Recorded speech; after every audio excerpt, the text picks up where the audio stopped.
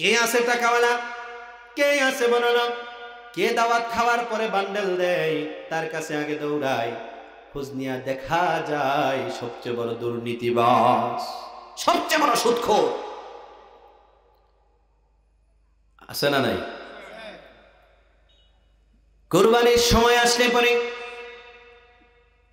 সমাজের মধ্যে একটা জিনিস চলে, একটু ভালো কইরা খোঁজে, 5 জনে মিলে কুরবানি দিব, আমাদের 5 জনের মধ্যে একজন ব্যক্তি কে আছে একটু বাড়ায়া দিব। এমন এক ব্যক্তির সঙ্গে টাকা কুরবানি দিতে চায়, দেখা গেছে লোকটা দেশে থাকে না, ঢাকায় থাকে। ফোন দিয়া বলে, ভাই কবে আসবেন?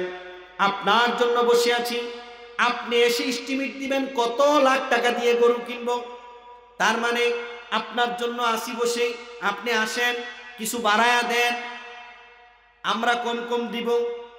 আছে না নাই? দেখা যায় ওই চৌধুরী বল্টু চৌধুরী ঈদের কিছুদিন আগে আসে, 1 লাখ টাকা আর একটা বান্ডিল দিয়ে দেয়, বাকি 4 জন কিছু কিছু করে দিয়ে 2 লাখ টাকা দিয়ে একটা গরু কিনে, কিন্তু খোঁজ খবর নেই না 1 লক্ষ টাকা যে সে দিল সমাজে শোনাবার জন্য, সমাজবাসীকে দেখাবার জন্য। অমুক বল্টু চৌধুরী 1 লাখ টাকা দিছে আর বাকি 4 জনে মিলে 1 লাখ টাকা দিছে। তোমরা দেখো না এই 1 লাখ টাকা যে সেই দিনও ঢাকা শহর কি করে। ও মুসলমান, বড় আফসোস লাগে রে বাবা। ও বাবা, কম খাইবা, হালাল খাইবা, অল্প আমলে নাজাত পাইবা।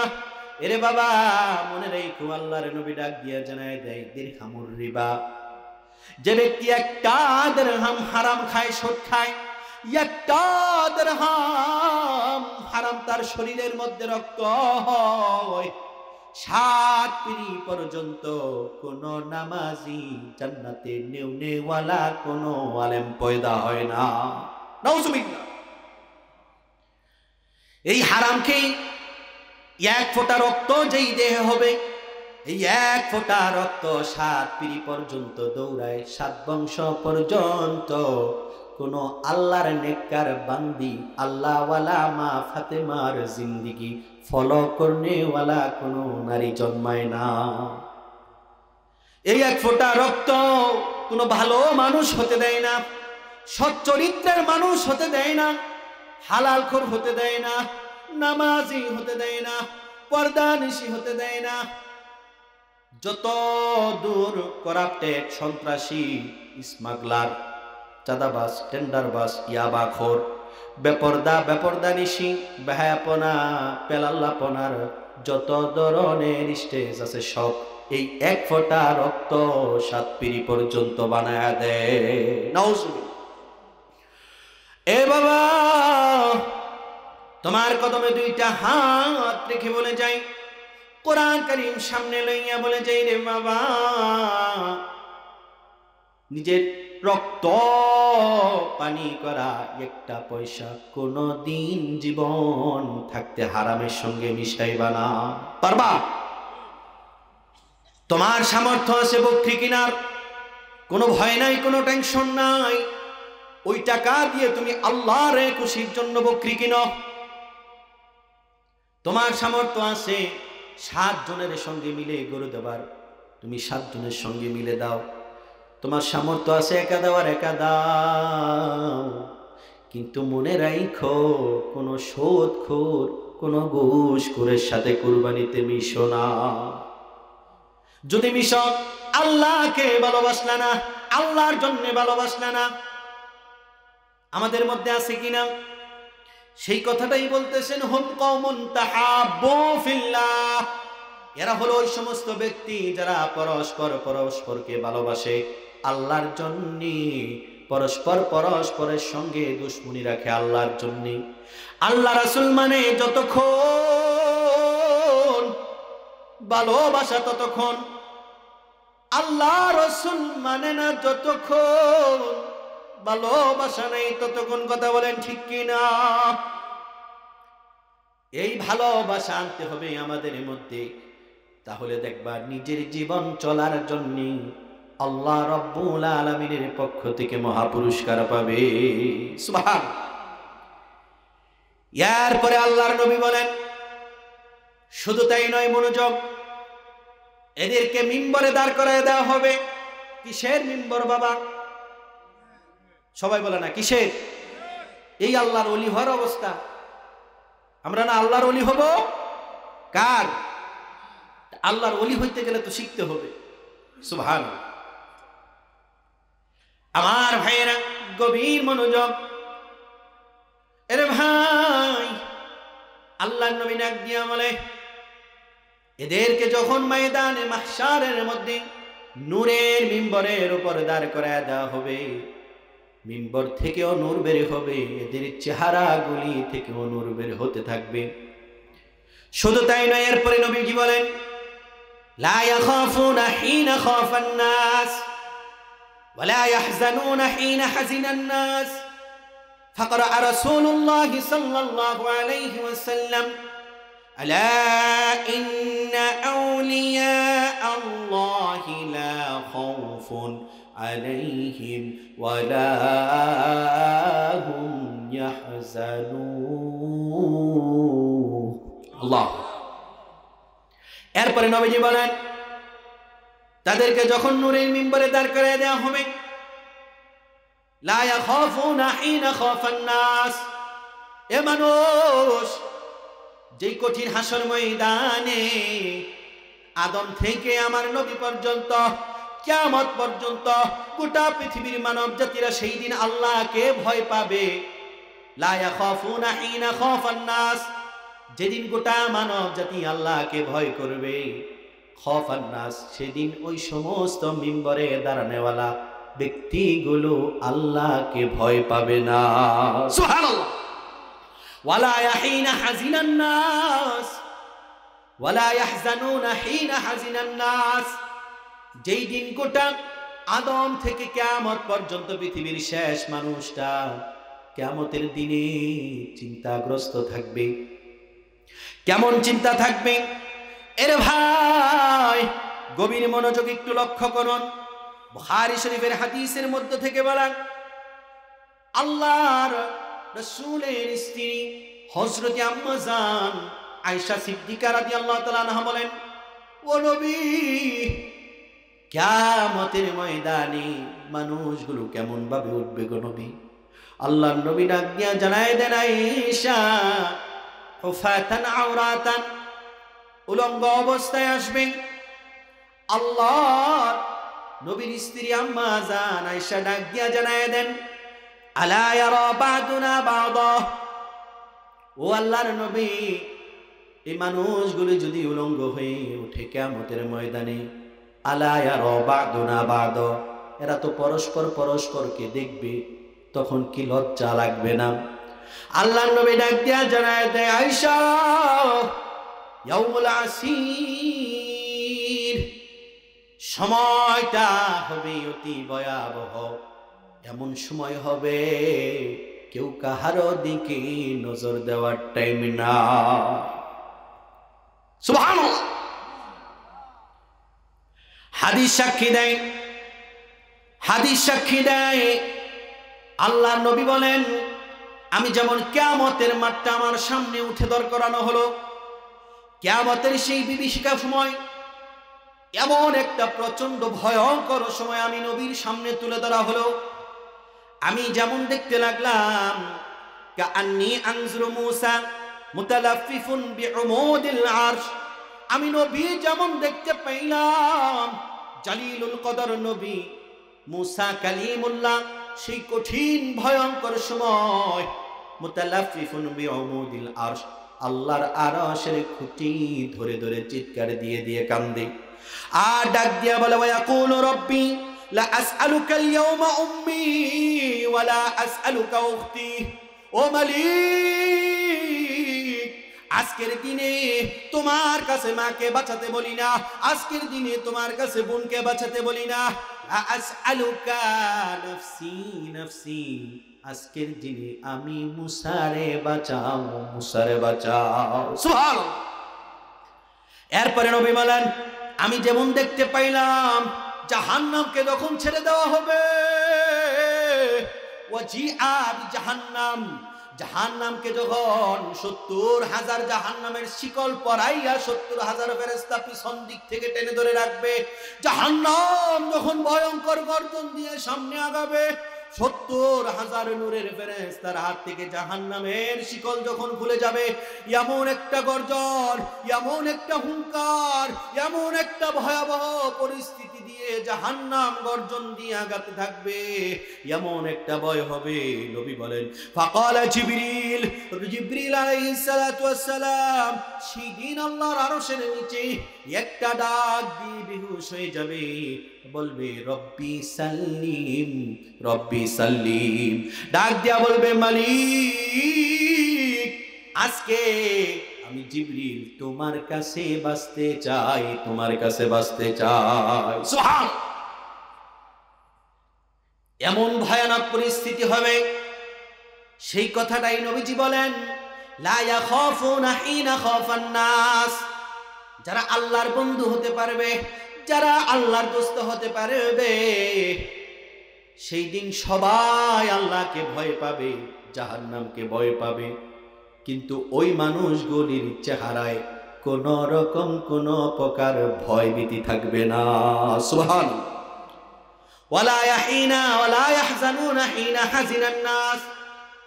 যেদিন গোটা পৃথিবীর মানুষগুলি যখন চিন্তাগ্রস্ত থাকবে, আল্লাহর নবী ডাক দিয়া বলেন ওই দিন ওই মানুষগুলির চেহারায় বিন্দু পরিমাণ চিন্তা টেনশন থাকবে না। সুবহানাল্লাহ। এরপরে হাদিসের শেষে এসে ফাকরা রাসূলুল্লাহ সাল্লাল্লাহু আলাইহি ওয়াসাল্লাম, এরপরে নবীজি সাহাবীদের সামনে ঘুরে দাঁড়ালেন, সাহাবীদের সামনে ঘুরে দাঁড়াইয়া তেলাওয়াত করতে লাগলেন আলা ইন্না আউলিয়া আল্লাহি লা খাউফুন আলাইহিম ওয়ালা হুম ইয়াহজানুন। আবদান জেনে রাখো, যারা আল্লাহর বন্ধু হয়ে যাবে, যারা আল্লাহর ওলি হয়ে যাবে, তাদের কোনো ভয় নাই, তাদের কোনো চিন্তা নাই। সুবহানাল্লাহ। খুশি না বেজার? খুশি না বেজার? এবার আসুন আমার ভাইয়েরা, আল্লাহর ওলির মর্যাদা আমরা শুনলাম, শুনছি কিনা? ক্ষমতা দরকার আছে না নাই? শুধু মর্যাদা শুনে বাড়ি যাবেন, ক্ষমতা লাগবে না? আল্লাহর ওলি হইলে কি ক্ষমতা আল্লাহর পক্ষ থেকে, এটা শোনা লাগবে না? কথা বলেন। বুখারী শরীফ 2য় খণ্ড, হযরত আবু হুরায়রা রাদিয়াল্লাহু তাআলা আনহু হাদিস বর্ণনা করেন। হাদিসে কুদসি আল্লাহ রাব্বুল আলামিন বলেন ওয়ালা ইয়াজালু আবদি ইয়াতাকাররাবু ইলাইয়া বিন নওয়াফিল হাত্তা উহিব্বাহু ফাইযা আহবাবতুহু কুনতু সামাআহু আল্লাযী ইয়াসমাউ বিহি ওয়া বাসরাহু আল্লাযী ইউবসিরু বিহি ওয়া ইয়াদাহু আল্লাতী ইয়াবতিশু বিহা ওয়া রিজলাহু আল্লাতী ইয়ামশি বিহা ওয়ালা ইন ইসতাআযানি লাউঈযান্নাহু ওয়ালা ইন সাআলানি লাআতাইতুহু। সুবহানাল্লাহ। আল্লাহ রাব্বুল আলামিন তার হাবিবকে জানায়া দেন, আল্লাহ ডাক দিয়ে বলেন হাবিব মুহাম্মদ সাল্লাল্লাহু আলাইহি ওয়াসাল্লাম, বন্ধু আমার, ও দোস্ত আমার, আপনি জানায়া দেন আপনার যে সমস্ত মুমিন ইমানদারেরা, আমার যে সমস্ত মুমিন ঈমানওয়ালা বান্দাগুলি, আপনার যে সমস্ত প্যারা উম্মতগুলি আমি আল্লাহর ওলি হয়ে যাবে, আমি আল্লাহকে ভয় করবে, আমি আল্লাহর ওলি হবে, আল্লাহ রাব্বুল আলামিন বলেন আমি এদেরকে দুনিয়ার জমিনে মহা ক্ষমতাশালী বানায়া দিব। সুবহান। আল্লাহ রাব্বুল আলামিন বলেন ওয়ালা ইয়াজালু আবদি ইয়াতাকাররাবু ইলাইয়া বিন নওয়াফিল। আমার ভাইরা গভীর মনোযোগ সহকারে শুনেন, আল্লাহর ওলি যদি আপনি হতে চান, আল্লাহ বলেন সকল ফরজ হুকুমের পরে আমার বান্দাগুলি যত বেশি বেশি নফল করবে, যত বেশি বেশি নফল ইবাদত করবে, তাহাজ্জুদ পড়বে, নফল রোজা রাখবে, নফল জিকির আজকার করবে, নফল দান সদকা করবে, যত বেশি নফল ইবাদত করবে আর আমি আল্লাহকে ভয় করবে, আমি আল্লাহ রাব্বুল আলামিন ওই বান্দাকে দুনিয়ার জমিনে তত বেশি শক্তিশালী বানায়া দিব। সুবহান। আল্লাহ রাব্বুল আলামিন বলেন, ও বান্দা, ফরজ ইবাদতের পরে, সব ফরজ মানার পরে, সব নিষেধ ছাড়ার পরে বেশি বেশি যখন নফল ইবাদত বাড়ায়া দিবা, আমি আল্লাহ রাব্বুল আলামিন কি করব জানো নি? আল্লাহ রাব্বুল আলামিন বলেন, হাত্তা উহিব্বাহু, যখন বান্দা বেশি বেশি নফল ইবাদত করতে থাকবে, আমি আল্লাহ রাব্বুল আলামিন এক সময় ওই বান্দাকে ভালোবাসা শুরু করব। সুবহানাল্লাহ। ফাইদা আহবাবতুহু, আর আমি আল্লাহ যখন ওই বান্দাকে ভালোবাসা শুরু করব, কুনতু সামাহুল্লাযী ইয়াসমাউ বিহি, আমি তার কানে কুদরত ঢেলে দেব যেই কানে সে শুনবে, ওয়া বাসরাহুল্লাযী ইউবসিরু বিহি, আমি তার চোখে কুদরত ঢেলে দিব যেই চোখে সে দেখবে, ওয়া ইয়াদাহুল্লাতী ইয়াবতিশু বিহা, আমি তার হাতে কুদরত ঢেলে দিব যেই হাতে সে ধরবে, ওয়া রিজলাহুল্লাতী ইয়ামশি বিহা, আমি তার পায়ে কুদরত ঢেলে দিব যেই পায়ে সে চলবে, ওয়ালা ইনস্তাআযানি লা উইযান্নাহু, আমি আল্লাহর কাছে যখন কোন বিপদ আপদ থেকে বাঁচতে চাইবে, আমি আল্লাহ রাব্বুল আলামিন তৎক্ষণাৎ তাকে রক্ষা করবে। ওয়ালা ইনসাআলানি লা আতাইতুহু, আর যখন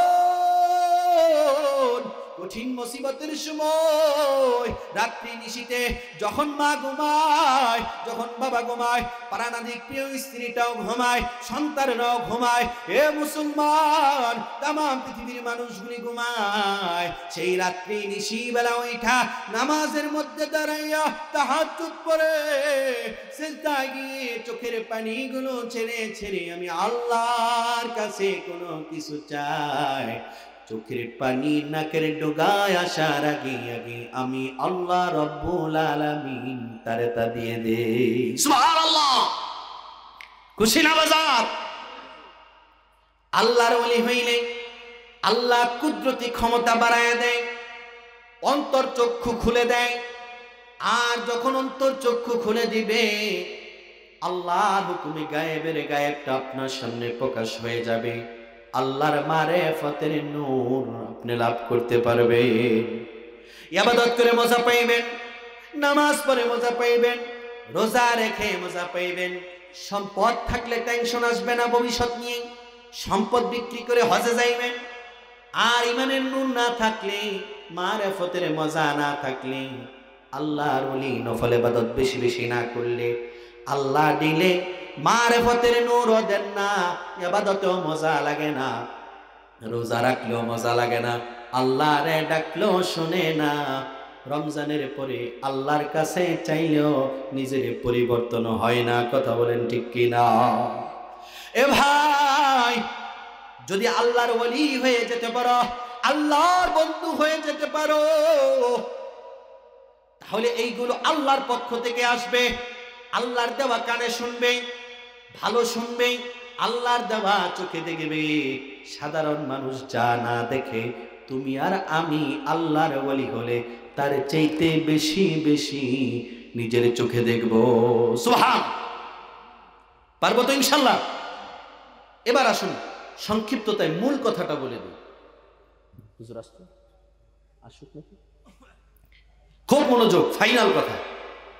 যে হুজুর আল্লাহর ওলি কারা বললেন, আল্লাহর ওলি কারা, আল্লাহর ওলিদের কি মর্যাদা তা বললেন, আল্লাহর ওলিদের কি ক্ষমতা তাও বললেন, কিন্তু বললেন না যে আল্লাহর ওলি হবো কেমন করে।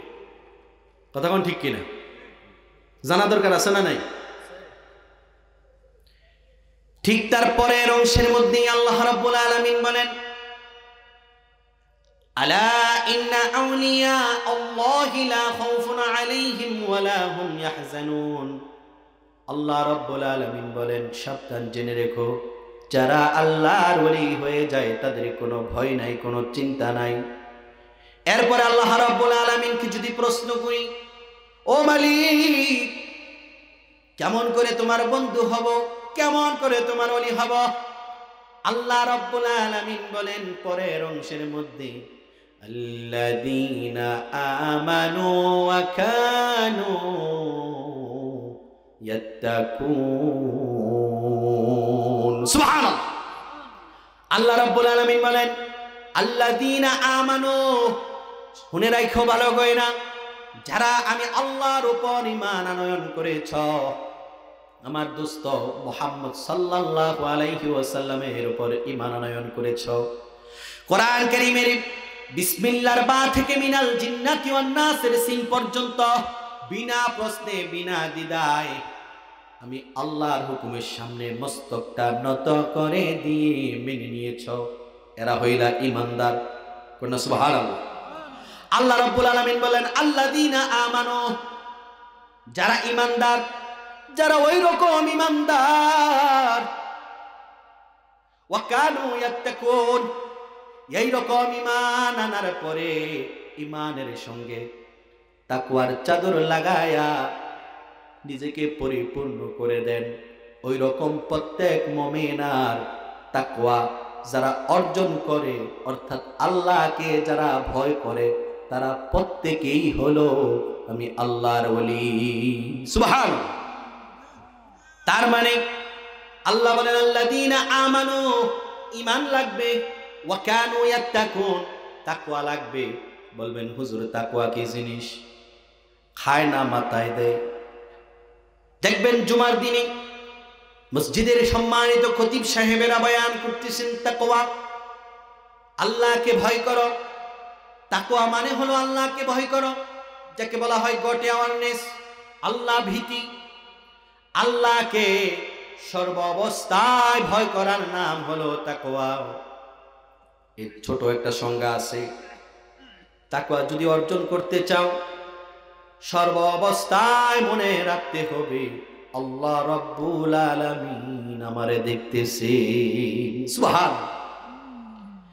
আল্লাহর উপর ঈমান আনলাম, নবীর উপর ঈমান আনলাম, ঈমানদার তো হইলাম, তাকওয়া নাই।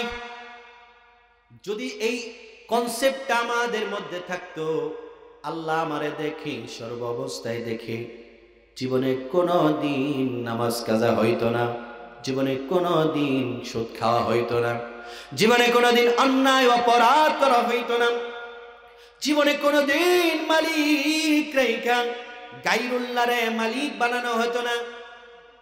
সবচেয়ে বড় কথা হলো নামে ঈমান আছে, কামে নাই। শুধু বাবা মুসলমান ছিল, দাদা মুসলমান ছিল, এখন 5 ওয়াক্ত নামাজ পড়ি, কিন্তু আবার সুদও খাই, আছে না নাই? 5 ওয়াক্ত নামাজ পড়ি, কপালে দাগ পড়ে গেছে, লাখ লাখ টাকা সুদে লাগানো, জমির উপর লাগানো, বিভিন্ন এমএলএমএল ব্যবসা, বিভিন্ন ব্যাংকিং খাতে ব্যবসা, বিভিন্ন জায়গায় বিভিন্ন প্লটিং ব্যবসা, বিভিন্ন ধরনের সুদের কারবারি করতেছে, সকাল সন্ধ্যায় তাসবিহ ধরতেছে, নামাজ পড়তে পড়তে কপালে দাগ হয়ে গেছে। বলেন তো ভাইরা, এইরকম নামাজ কোনদিন আল্লাহর আযাব থেকে বাঁচাতে পারবেনি? পারবে না আমার ভাইরা। আমানো, ঈমান আনয়ন করতে হবে। আর তোমার ঈমানটা যে সত্যি, তুমি মুখে বললে হবে না, পরিচয় দিতে হবে কর্মে। তোমার ঈমানটা যে সত্যি, তার পরিচয় হবে সর্ব অবস্থায় আল্লাহ আমারে দেখে। সুবহানাল্লাহ। এটা আমার কথা নয়, কোরআন কারীম আল্লাহ রাব্বুল আলামিন সূরা আলাকের মধ্যে বলেন, আলাম ইয়ালাম বিআন্নাল্লাহা ইয়ারা। আল্লাহ রাব্বুল আলামিন বলেন, হাবিব মুহাম্মদ সাল্লাল্লাহু আলাইহি ওয়াসাল্লাম, বন্ধু আমার, দোস্ত আমার, আলাম ইয়ালাম বিআন্নাল্লাহা ইয়ারা, আপনি কি জানেন না আপনার রব আপনারে দেখেন? এই আয়াতটা তাফসীরের মধ্যে এসেছে, দুইজন ব্যক্তিকে লক্ষ্য করে আল্লাহ পাক বলেছিলেন, একজন হলেন আমার নবী আর একজন হলেন আবু জাহেল। বলবেন কিভাবে দুইজনকে বলেছেন? একটু বুঝুন।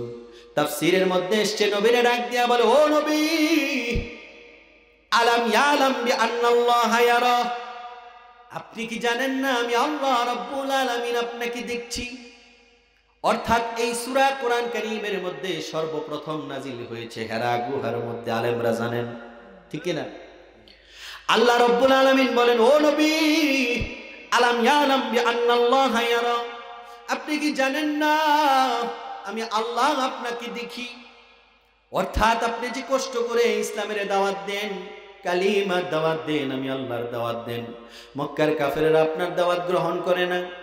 জানালা দিয়ে আপনার উপরে ময়লা পানি ফেলি, আপনার গায়ে ধুলাবালি লেগে থাকি, সারাদিন মক্কার অলি গলি ঘুরে আপনি কালিমার দাওয়াত দিন। লোকজন যখন আপনি পান না, আপনার চেহারা মোবারক মলিন করে আপনি ঘরে আসেন, আর আপনার স্ত্রী খাজিদাতুল কুবরা গরম পানি করাইয়া আপনারে গোসল করায়া দেয়। আলাম ইয়ালাম বিআন্নাল্লাহা ইয়ারা, ও নবী আপনি কি ভাবছেন আমি আল্লাহ আপনারে দেখি না? এটা কখনো ভাইবেন না। তো তাকবীর পড়ে নারে তাকবীর। আজকের প্রধান আলোচক চলে এসেছেন, বলি মারহাবা। আমার ভাইরা গভীরে মনোযোগ, লক্ষ্য করুন, যত মনোযোগ দিবেন তত তাড়াতাড়ি ছেড়ে দিব। এর ভাই আল্লাহ রাব্বুল আলামিন নবীরে ডাক দিয়া জানায় দেয়, ও নবী আপনি কি মনে করছেন আমি আল্লাহ আপনাকে দেখি না? অর্থাৎ গো নবী আপনি এটা মনে করেন না আমি আল্লাহ আপনাকে দেখতেছি না। আমি আল্লাহ আপনারে দেখি, আপনি কত কষ্ট করে কালিমার দাওয়াত দেন। মনে রাখেন অচিরেই আমি আল্লাহ রাব্বুল আলামিন কালিমার দাওয়াত এমন ভাবে প্রচার প্রসার করে দিব, বানের জোয়ারের মতো দলে দলে মানুষগুলি ইসলাম প্রবেশ করবে। সুবহানাল্লাহ। এই একই কথা আবু জাহেলকে লক্ষ্য করে বলেছেন। আল্লাহ ডাক দিয়ে বলেন, আলাম ইয়ালাম বিআন্নাল্লাহা ইয়ারা, আবু জাহেল কি মনে করছে আমি তারে দেখি না? সে যে আমার নবী দাওয়াত দিতে আসলে নবীরে কষ্ট দেয়, সে যে আমার নবীরে সাঙ্গ পাঙ্গ দিয়ে আঘাত করার চেষ্টা করে, আমার নবী নামাজে দাঁড়াইলে উটের পচা নারী বুড়ি যে নবীর পিঠে চাপায়া দেয়, সে যে আমার নবীরে ইমানের দাওয়াত দিতে গেলে তার কুফরি শক্তি নিয়ে দাঁড়ায়, আমি আল্লাহ কি তারে দেখি না? সে কি এমনটা ভাবছে? অর্থাৎ বোঝা গেল আবু জাহেল আল্লাহ ডাক দিয়ে জানায় দেন, ও আবু জাহেল আলাম ইয়ালাম বিআন্নাল্লাহা ইয়ারা, আমি তোরও দেখতাছি আমার নবীরে কষ্ট দেস, আমার নবীর সাহাবীদেরকে কষ্ট দেস। মনে রাখিস অচিরেই আমি আল্লাহ রাব্বুল আলামিন এমন অপমান অপদস্থ কইরা দুনিয়া থেকে বিদায় করে দিব, কিয়ামত পর্যন্ত তোর বাড়ি আমি হাম্মাম খানা বানায় দিব। কথা কোন ঠিক কিনা? তো আল্লাহ আমাদেরকে দেখেন কিনা?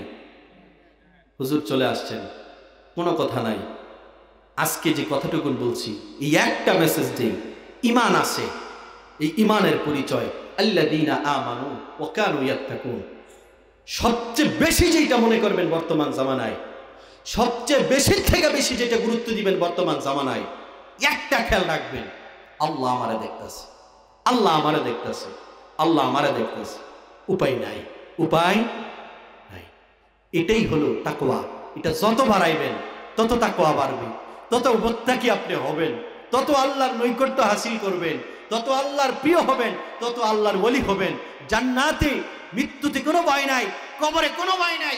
জান্নাত জাহান্নাম হবে আপনার, জান্নাত হবে আপনার জন্য, জাহান্নাম আপনার থেকে দূরে চলে যাবে। হাসর ময়দানে আপনার কোনো ভয় নাই, কোনো ভয় নাই। বলেন সুবহানাল্লাহ। আল্লাহ পাক কবুল করুন, মঞ্জুর করুন, সকলে করুন আল্লাহুম্মা আমিন। পরিশেষে আমি দোয়া চাই, আজকে হুজুর আসছেন, হুজুর বিদায় দোয়া করবেন।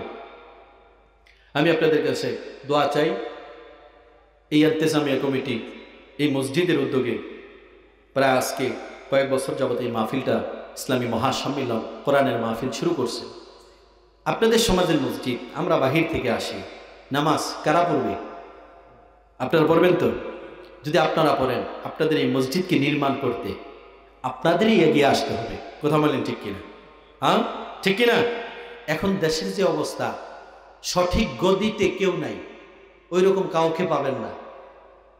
মনে হয় আর ভেঙে কথা বলতে হবে না, সঠিক গদিতে কেউ নাই, সেজন্য আল্লাহর ঘরের জন্য ওইরকম কাউকে পাবেন না।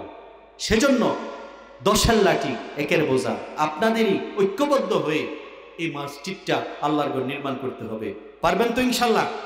পারবেন তো? এই মাহফিল কমিটিকে সহায়তা করবেন, আমার জন্য দোয়া করবেন, আমার পরিবারের জন্য দোয়া করবেন, আমার মা বাবার জন্য দোয়া করবেন। খাস করে আমার দাদা দাদি, এই আগস্টে 3 তারিখে মারা গেছেন আমার দাদি, 6 তারিখে মারা গেছেন আমার দাদা। 3 দিনের ব্যবধানে দুটি মানুষই পৃথিবী থেকে বিদায় হয়েছেন। তাদের জন্য দোয়া চাই। যদি দোয়ার সময় মনে হয় এই কথাটা আমার, একটু দোয়া করবেন আমার দাদা দাদির জন্য। ওমা তৌফিক ইল্লা বিল্লাহ ওয়া আখিরু দাওয়ানা আলহামদুলিল্লাহি রাব্বিল আলামিন। আসসালামু আলাইকুম ওয়া রাহমাতুল্লাহি ওয়া বারাকাতুহু।